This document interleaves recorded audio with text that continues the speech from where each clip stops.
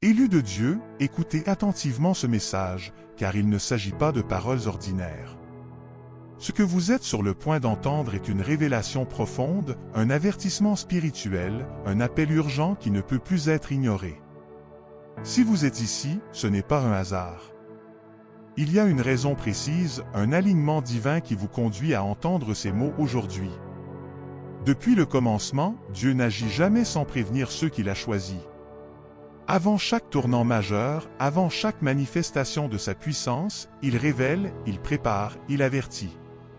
Ce message s'inscrit dans cette continuité. Nous entrons dans un moment où certaines vérités ne peuvent plus rester cachées. Le temps du silence arrive à sa fin, et ce qui doit être révélé le sera. La parole de Dieu nous enseigne clairement dans Amos 3, 7 que, car le Seigneur, l'Éternel, ne fait rien sans avoir révélé son secret à ses serviteurs les prophètes. Cela signifie que rien de ce qui arrive n'est laissé au hasard. Si tu fais partie de ceux qui entendent aujourd'hui, c'est que ton esprit est en train d'être éveillé à quelque chose de plus grand. Mais tous ne comprendront pas ce message. Tous ne recevront pas cette vérité. Car comme il est écrit dans Jean 10, 27, « Mes brebis entendent ma voix, je les connais, et elles me suivent. » Il s'agit ici d'un appel spécifique, d'une reconnaissance spirituelle. Si ces paroles résonnent en toi, c'est que tu es concerné. Ce qui arrive n'est pas une simple information. C'est une préparation.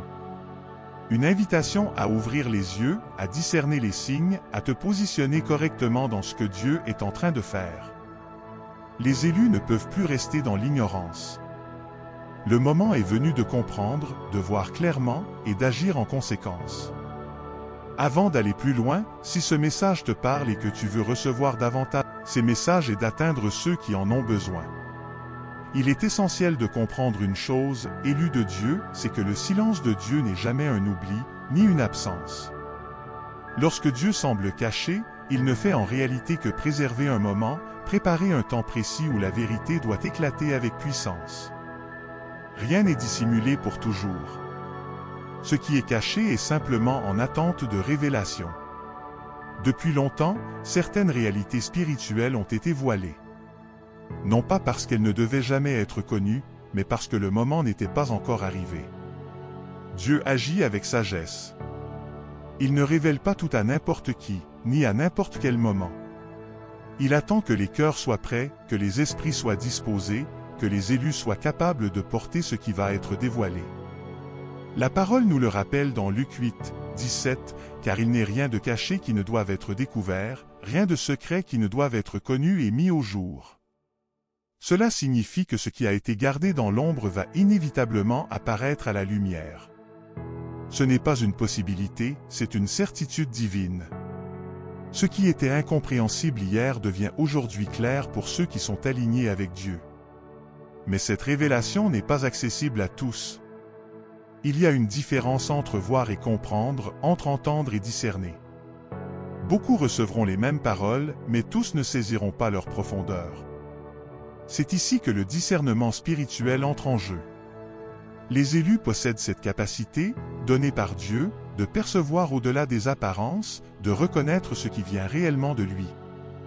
Dans Daniel 2, 22, il est écrit « Il révèle ce qui est profond et caché, il connaît ce qui est dans les ténèbres, et la lumière demeure avec lui. » Cette parole est puissante, car elle montre que Dieu ne révèle pas seulement des choses visibles, mais aussi ce qui est profondément enfoui, ce qui échappe à la compréhension humaine ordinaire.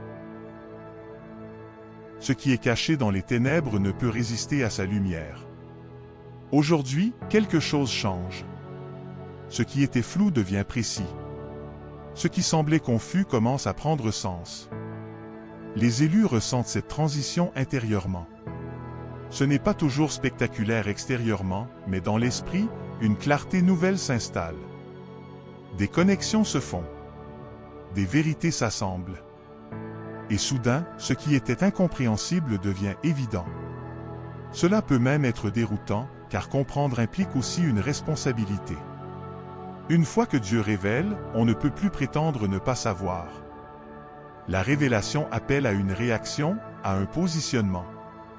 Elle pousse à sortir de l'ignorance et à entrer dans une conscience plus profonde. C'est pourquoi tous ne sont pas prêts. Certains préfèrent rester dans ce qu'ils connaissent, même si c'est incomplet. Mais les élus, eux, ne peuvent plus ignorer. Il y a en eux une faim de vérité, une soif de comprendre, un désir d'aller plus loin avec Dieu. Et c'est précisément pour cela que ces révélations leur sont accordées. Comprends bien ceci, ce n'est pas toi qui force la révélation, c'est Dieu qui choisit le moment. Et si aujourd'hui tu commences à voir ce que tu ne voyais pas avant, à comprendre ce que tu ne comprenais pas, ce n'est pas un hasard. C'est le signe que tu entres dans une nouvelle dimension de discernement, une saison où Dieu lève progressivement le voile. Reste attentif, reste sensible, car ce qui commence à être révélé n'est que le début. D'autres vérités vont suivre, plus profondes encore, plus marquantes, plus transformatrices. Et seuls ceux qui restent connectés à Dieu pourront les recevoir pleinement. Il est naturel, dans notre humanité, de se demander « Pourquoi maintenant? Pourquoi pas avant? Pourquoi si tard ?» Pourtant, lorsque nous regardons avec les yeux de la foi, rien n'est en avance. Tout est exactement à sa place. Comme il est écrit dans Bible. Ecclésiaste 3, 1. Il y a un temps pour tout, un temps pour toute chose sous les cieux. Ce verset nous rappelle que chaque événement, chaque saison de notre vie est déjà connue et ordonnée par Dieu. Ce que nous percevons comme un délai est souvent, en réalité, une préparation. Dieu travaille dans des saisons. Il y a des saisons de semences, des saisons d'attente, des saisons de croissance et enfin des saisons de récolte. Mais l'homme, lui, veut souvent récolter sans avoir semé, ou voir les fruits avant que le temps de maturation ne soit accompli. Or, dans le plan divin, chaque étape est indispensable. Certaines portes ne se sont pas ouvertes auparavant, non pas parce que Dieu avait oublié, mais parce que le moment n'était pas encore venu. Certaines révélations ne pouvaient pas être données plus tôt, car nous n'étions pas prêts à les recevoir. Dieu, dans sa sagesse, protège aussi son œuvre en la révélant au moment opportun. Le prophète le confirme clairement. Habacuc 2, 3. Car c'est une prophétie dont le temps est déjà fixé, elle marche vers son terme, et elle ne mentira pas. Si elle tarde, attends-la, car elle s'accomplira certainement. Ce passage est puissant. Il nous enseigne que même ce qui semble tarder est déjà fixé dans le temps de Dieu. Ce n'est pas un retard, c'est un rendez-vous. Il y a un moment précis où ce qui est invisible devient visible, où ce qui était caché est révélé, où ce qui était promis se manifeste. Alors, pourquoi maintenant? Parce que maintenant est le moment où tout est aligné. Aligné avec ta croissance. Aligné avec ta maturité. Aligné avec les circonstances. Aligné avec les autres pièces du plan de Dieu. Avant ce moment, quelque chose manquait encore. Peut-être qui pourrait nous détruire faute de maturité. Il prépare autant le cœur que la promesse. Il faut aussi comprendre que Dieu agit dans une dimension qui dépasse notre perception du temps. Là où nous voyons des années, Dieu voit un processus. Là où nous voyons un retard, Dieu voit une orchestration parfaite. Parfois, Dieu permet l'attente pour purifier nos intentions. Dans l'attente, nos motivations sont testées, notre foi est affermie, notre dépendance envers lui grandit. Ce que nous apprenons dans le silence est souvent plus précieux que ce que nous recevons dans l'accomplissement. De plus, certaines choses ne pouvaient pas être révélées plus tôt parce qu'elles impliquent d'autres personnes, d'autres événements, d'autres saisons qui devaient eux aussi arriver à maturité. Le plan de Dieu est global. Il ne concerne pas seulement ta vie, mais s'inscrit dans un ensemble plus vaste. Ainsi, lorsque le moment arrive, tout s'enchaîne avec une précision étonnante. Les bonnes rencontres se produisent, les bonnes portes s'ouvrent, les bonnes opportunités apparaissent. Ce n'est pas une coïncidence, c'est le calendrier divin en action. Comprendre cela apporte une paix profonde. Cela nous libère de l'impatience et de la comparaison. Ce qui arrive dans la vie des autres ne détermine pas ton propre calendrier. Dieu ne fonctionne pas selon une horloge humaine, mais selon son plan parfait. Alors, au lieu de demander « Pourquoi si tard ?», il vaut mieux déclarer avec foi. Si cela arrive maintenant, c'est que c'est le bon moment. Car lorsque Dieu agit, il ne se trompe jamais de timing. Et ce qui arrive dans son temps est non seulement bon, mais parfait.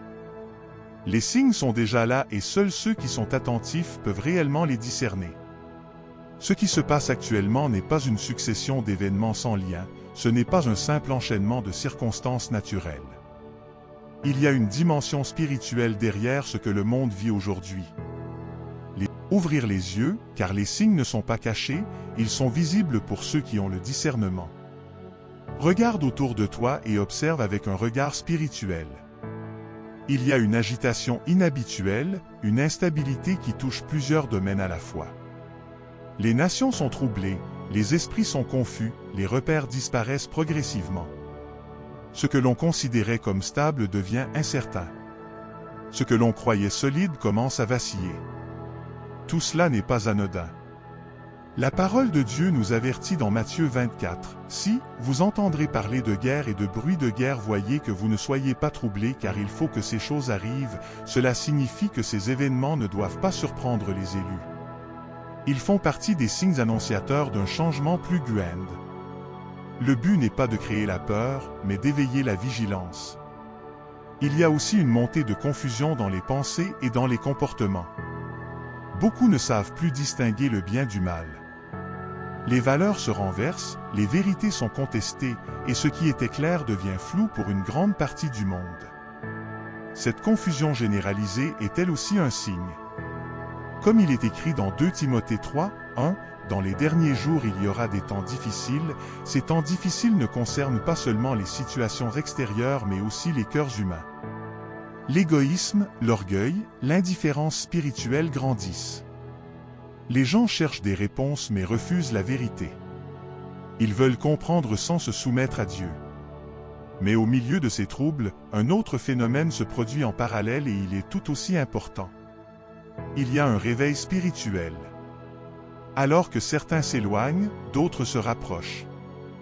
Alors que la confusion augmente dans le monde, la clarté augmente chez les élus. C'est un contraste fort, une séparation progressive entre ceux qui discernent et ceux qui restent aveugles. Les élus ressentent intérieurement que quelque chose change. Ce n'est pas toujours visible extérieurement, mais dans leur esprit il y a une alerte, une sensibilité accrue. Ils perçoivent que le temps n'est plus comme avant. Il y a une urgence nouvelle, une conscience plus forte de la présence de Dieu et de ce qu'il est en train de faire. Certains ressentent un appel plus intense à prier, à chercher Dieu, à se détacher de certaines choses. D'autres commencent à comprendre des passages bibliques qu'ils ne comprenaient pas auparavant. Il y a une ouverture spirituelle qui se produit. Ce sont des signes intérieurs qui confirment ce qui se passe à l'extérieur. Il peut aussi y avoir des bouleversements personnels. Des situations qui changent rapidement, des portes qui se ferment, d'autres qui s'ouvrent. Parfois cela peut sembler déstabilisant, mais pour les élus, cela fait partie du processus. Dieu aligne les choses, il repositionne, il prépare. Il est important de ne pas ignorer ces signes. Beaucoup les voient mais ne les prennent pas au sérieux. Ils les considèrent comme normaux ou passagers. Mais les élus doivent aller plus loin. Ils doivent comprendre que ces signes sont des indications, des avertissements, des confirmations que quelque chose de plus grand est en train de s'accomplir. Ce n'est pas le moment de dormir spirituellement. Ce n'est pas le moment d'être distrait. C'est le moment d'observer, de discerner, de rester connecté à Dieu. Car les signes ne font que commencer. Ce qui est visible aujourd'hui n'est qu'un aperçu de ce qui est sur le point d'arriver. Plus tu es attentif, plus tu verras clairement. Plus tu te rapproches de Dieu, plus tu comprendras ce qui se passe. Les élus ne marchent pas dans l'ignorance. Ils avancent avec une conscience éveillée, guidée par l'esprit, capable de reconnaître les temps et de comprendre les signes. Retiens bien ceci, les signes ne sont pas donnés pour effrayer mais pour préparer. Ils sont là pour réveiller, pour alerter, pour pousser à agir. Et si tu les reconnais aujourd'hui, c'est que tu fais partie de ceux qui doivent être prêts pour ce qui vient.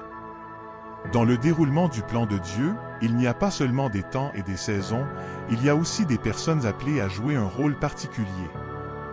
Les Écritures nous montrent clairement que Dieu ne laisse jamais son œuvre sans témoin, sans sentinelle, sans instrument choisi pour accomplir sa volonté sur la terre.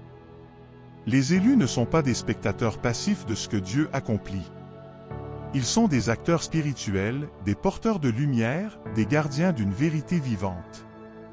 Leur existence même est un témoignage que Dieu agit encore aujourd'hui dans le monde. Comme il est écrit dans Bible, 1 Pierre 2, 9. Vous êtes une race élue, un sacerdoce royal, une nation sainte, un peuple acquis, afin que vous annonciez les vertus de celui qui vous a appelé des ténèbres à son admirable lumière. Ce verset révèle l'identité profonde des élus. Ils ne sont pas définis par leur origine, leur statut social ou leurs capacités humaines, mais par un appel divin. Être élu signifie être mis à part pour une mission précise, refléter la lumière de Dieu dans un monde souvent marqué par l'obscurité. Mais cet appel ne se limite pas à une position spirituelle. Il implique une responsabilité réelle. Les élus sont appelés à vivre d'une manière différente, à penser différemment, à agir différemment. Ils ne peuvent pas simplement suivre le courant du monde, car ils portent en eux une mission qui dépasse leurs intérêts personnels. Cette mission commence par la vigilance. Dans les temps de Dieu, il est essentiel de discerner les saisons spirituelles. Tout ce qui se passe autour de nous n'est pas simplement naturel, il y a une dimension spirituelle derrière les événements. Les élus sont appelés à rester éveillés, attentifs, sensibles à la direction de Dieu. La vigilance implique aussi la prière. La prière n'est pas une option secondaire dans la vie des élus, elle est leur respiration spirituelle.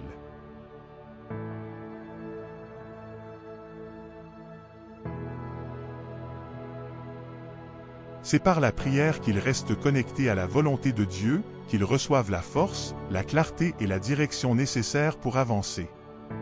Sans prière, l'élu perd sa sensibilité spirituelle et risque de manquer son rôle dans le temps fixé par Dieu. Les élus sont également appelés à rester fermes dans la foi. Dans les moments de pression, de doute ou de confusion, leur stabilité devient un témoignage puissant. Ils ne sont pas définis par les circonstances, mais par leur confiance en Dieu. Même lorsque tout semble incertain, ils continuent de croire que Dieu agit selon son plan parfait. Comme le rappelle encore Bible. Éphésiens 6, 11, « Revêtez-vous de toutes les armes de Dieu, afin de pouvoir tenir ferme contre les ruses du diable. » Ce passage souligne une réalité importante, la vie des élus est aussi une bataille spirituelle. Il ne s'agit pas d'une lutte contre des personnes, mais contre des forces invisibles qui cherchent à détourner, décourager ou affaiblir ceux qui appartiennent à Dieu. C'est pourquoi les élus doivent être équipés spirituellement. Les armes de Dieu représentent des attitudes et des réalités spirituelles, la vérité, la justice, la foi, la parole de Dieu, la persévérance. Ce ne sont pas des concepts abstraits, mais des outils concrets pour résister dans les moments difficiles et rester alignés avec la volonté divine. Le rôle des élus est donc double. D'un côté, ils doivent avancer dans leur propre marche spirituelle, grandir dans la foi et rester connectés à Dieu. De l'autre, ils doivent aussi être des témoins pour les autres, des lumières dans leur environnement, des repères dans un monde en perte de direction. Ils sont appelés à influencer sans se compromettre, à aimer sans se perdre, à servir sans s'épuiser spirituellement. Leur force ne vient pas d'eux-mêmes, mais de celui qui les a appelés. C'est pourquoi leur dépendance à Dieu est essentielle. Dans ce temps particulier du plan divin, que leur présence n'est pas accidentelle. Ils sont placés stratégiquement dans des familles, des lieux, des environnements spécifiques pour manifester quelque chose de Dieu là où ils sont. Ainsi, chaque décision, chaque parole, chaque action prend une dimension spirituelle. Rien n'est insignifiant.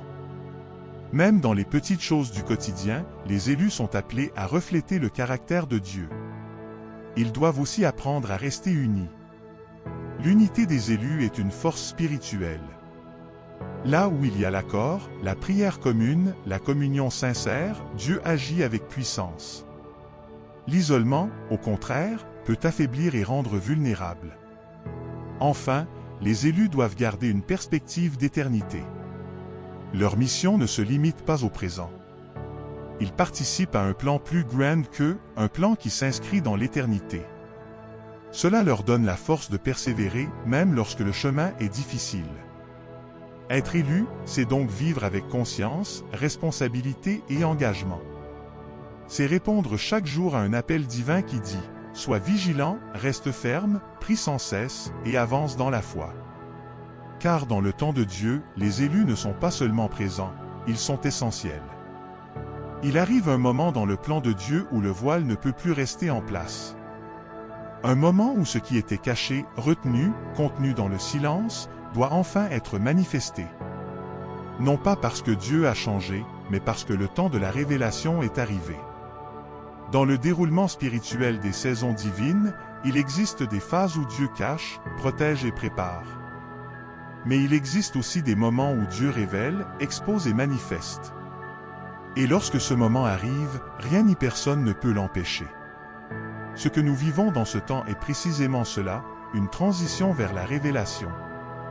Une phase où Dieu met en lumière ce qui était invisible et distingue clairement ce qui était mélangé. Comme il est écrit dans la Bible, des fils de Dieu. Ce verset est profond. Il montre que la création elle-même est dans une attente active. Ce n'est pas seulement l'homme qui attend Dieu, mais le monde entier qui attend la manifestation de ceux que Dieu a appelés.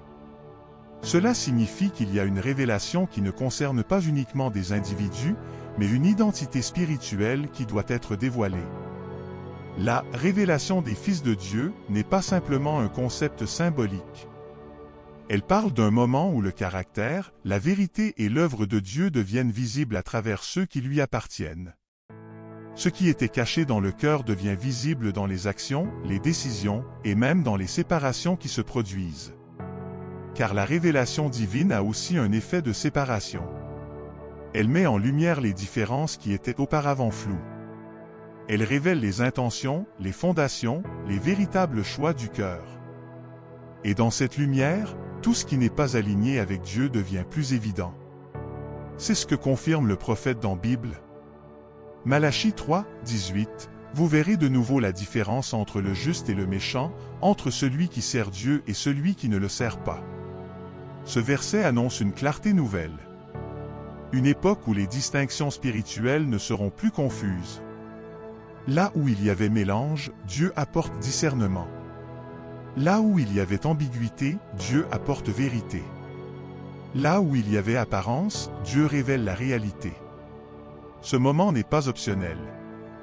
Il est inévitable. Il ne dépend pas de l'opinion humaine, ni de la volonté des hommes, ni même des circonstances visibles. Il fait partie du calendrier divin. Et lorsqu'un temps est fixé par Dieu, il s'accomplit. C'est pourquoi ce que beaucoup perçoivent comme un bouleversement est en réalité une manifestation nécessaire.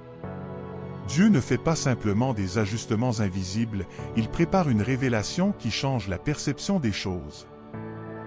Révéler ce qui est vrai. Dans ce processus, Dieu met en lumière les fondations des cœurs. Il révèle ce qui était authentique et ce qui ne l'était pas. Il montre les véritables motivations, les véritables engagements, les véritables appartenances. Cela peut se manifester dans différents domaines de la vie, relations, appels spirituels, choix de vie, direction personnelle. Mais le principe reste le même, la vérité devient visible. Et dans cette révélation, il y a aussi une responsabilité. Car voir la vérité oblige à répondre à la vérité. On ne peut pas être exposé à la lumière de Dieu et rester inchangé. La révélation appelle une décision. C'est pour cela que ce moment est aussi un moment de séparation. Non pas une séparation basée sur la haine ou le rejet humain, mais une distinction spirituelle naturelle qui apparaît lorsque la lumière de Dieu agit. Ce qui est aligné avec lui demeure dans la lumière, ce qui ne l'est pas s'en éloigne. Mais il est important de comprendre que cette séparation fait partie du processus de Dieu. Elle n'est pas une erreur, elle n'est pas une perte de contrôle. Elle est une étape nécessaire vers l'accomplissement du plan divin. Car Dieu ne révèle pas pour détruire, mais pour établir la vérité. Et la vérité, même lorsqu'elle est inconfortable, est toujours libératrice pour ceux qui l'acceptent. Ce moment de révélation est aussi un moment où la création entière semble réagir. Les événements s'accélèrent, les situations se clarifient, les choix deviennent plus nets. Ce qui était flou devient précis. Ce qui était caché devient évident. Pour ceux qui appartiennent à Dieu, cette révélation est aussi un moment d'identification. Ils comprennent plus clairement leur place, leur appel et leur mission. Ils ne sont plus dans la confusion, mais dans une conscience accrue de ce que Dieu est en train d'accomplir.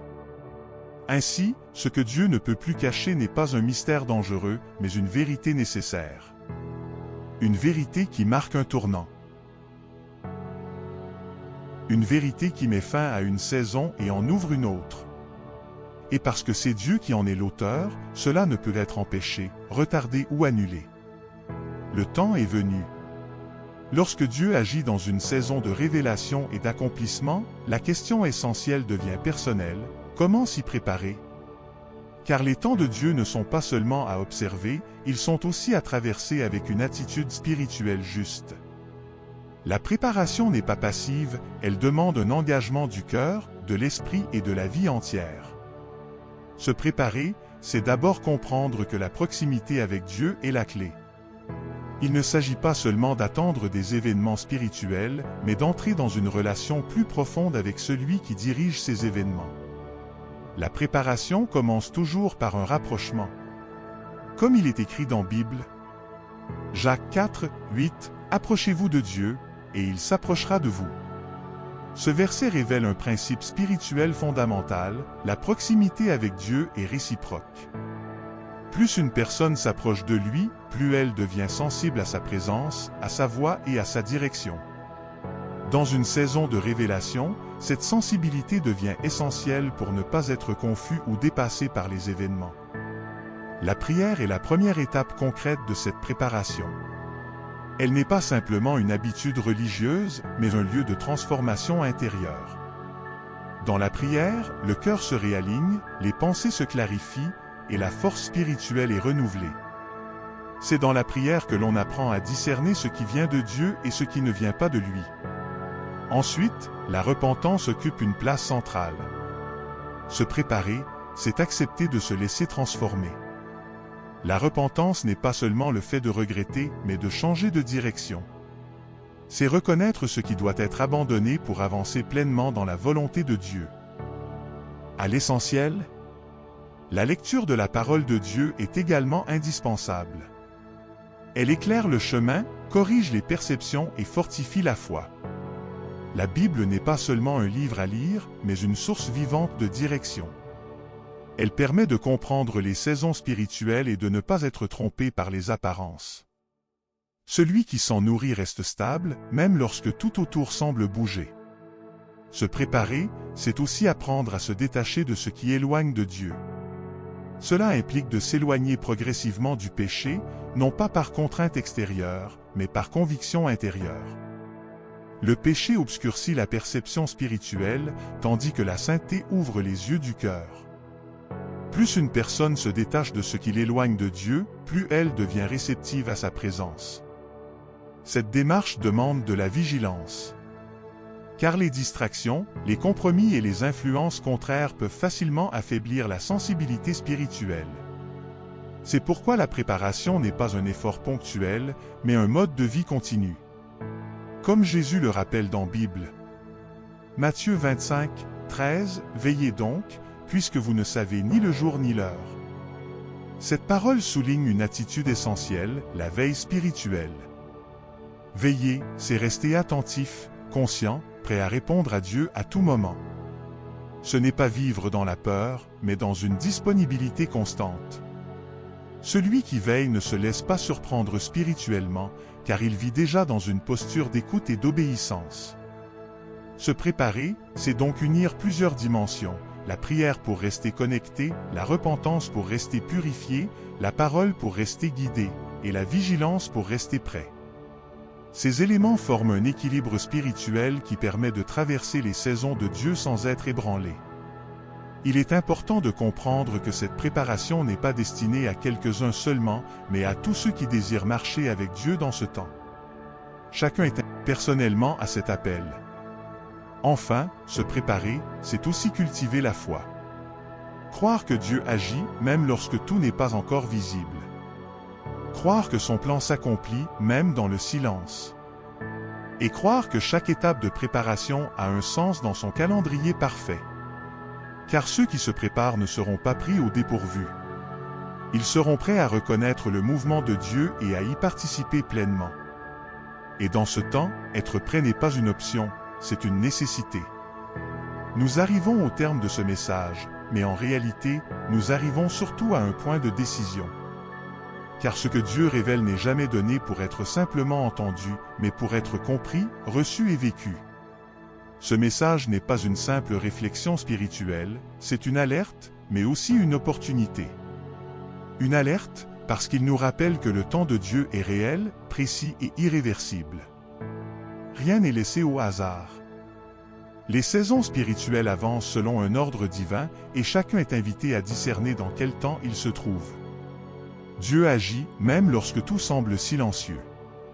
Et lorsque Dieu agit, le monde ne reste jamais inchangé. Mais ce message est aussi une opportunité. L'opportunité de se repositionner. L'opportunité de revenir à Dieu. L'opportunité de comprendre que ce qui arrive n'est pas là pour nous perdre, mais pour nous réveiller. Dieu ne parle jamais pour condamner sans raison, mais pour appeler à la transformation. Tout au long de ce message, une vérité s'est imposée, Dieu a un temps parfait. Rien n'est en retard, rien n'est en avance. Ce qui arrive maintenant fait partie d'un plan plus grand que nous. Un plan où chaque étape, même les plus difficiles, a un sens spirituel profond. Les élus ont été rappelés à leurs responsabilités. Ils ne sont pas spectateurs, mais acteurs. Ils sont appelés à veiller, à prier, à rester fermes dans la foi. Leur vie n'est pas anonyme. Une révélation centrale a été annoncée, ce que Dieu ne peut plus cacher arrive dans sa manifestation. Ce qui était voilé devient visible. Ce qui était confus devient clair. Et dans cette lumière, chacun est amené à se positionner. Ce moment est inévitable, car il fait partie du déroulement du plan divin. Et dans cette dynamique, une question essentielle demeure, comment allons-nous répondre? La réponse ne peut pas être passive. Elle demande une réaction intérieure. Elle demande un choix. Elle demande une ouverture du cœur. Car ignorer ce que Dieu est en train de faire, c'est risquer de passer à côté d'une visitation importante. Mais l'accueillir, c'est entrer dans une nouvelle compréhension spirituelle. C'est pourquoi l'appel est clair, ne ferme pas ton cœur. Ne reporte pas cette décision. Ne banalise pas ce que Dieu est en train de dire. Le danger n'est pas seulement de ne pas comprendre, mais de comprendre sans répondre. Car le temps spirituel est sensible. Il peut être perçu, mais il peut aussi être manqué si le cœur s'endurcit. Et un cœur endurci ne reconnaît plus facilement la voix de Dieu, même lorsqu'elle est claire. C'est dans ce sens que la parole nous avertit avec puissance dans la Bible. Hébreux 3, 15. Aujourd'hui, si vous entendez sa voix, n'endurcissez pas vos cœurs. Ce verset est une invitation urgente. Il ne dit pas un jour, il dit aujourd'hui. Cela signifie que la réponse à Dieu ne doit pas être repoussée dans un futur incertain. Le moment de répondre est maintenant. Aujourd'hui est le temps de l'écoute. Aujourd'hui est le temps du retour. Aujourd'hui est le temps de la décision. Ce message, dans sa totalité, nous rappelle une chose essentielle, Dieu parle encore, Dieu agit encore, et Dieu appelle. L'entendre et y répondre, c'est entrer dans une dynamique nouvelle, une marche plus consciente, plus alignée, plus vivante avec lui. Alors que ce message se termine, il ne s'agit pas de le laisser derrière soi comme une simple lecture ou une pensée passagère. Il s'agit de le laisser descendre dans le cœur, de le méditer, et surtout d'y répondre. Car le plus important n'est pas ce qui a été dit ici, mais ce que tu choisis d'en faire maintenant. Et aujourd'hui, si tu entends sa voix, n'endurcis pas ton cœur.